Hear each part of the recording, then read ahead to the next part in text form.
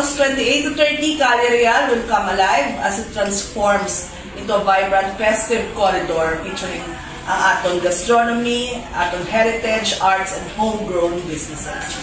So in the past 7 Calle Real runs, we've attracted an estimated of 97,000 visitors in total, generated more than 11.5 million in sales, 6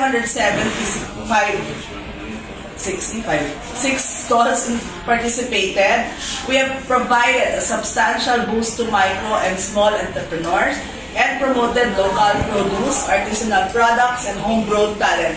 In fact, wala na lang kami panawagan like sa una, mangita sa subong isa lang ka-announcement in a matter 15 minutes, puno na stalls naton. Amo na ka-successful ang ato ng Calle Real Night Market. Maski ang ato na corporate sponsors, natawag para magbulig sa aton. When a project is successful, I guess, and when a community comes together, tanan gabululig. So, amo ni ato na look subong, ang theme is Fiesta sa Calle Real.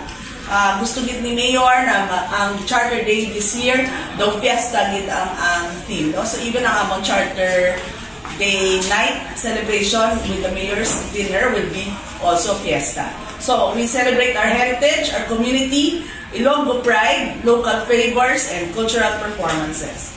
So, next.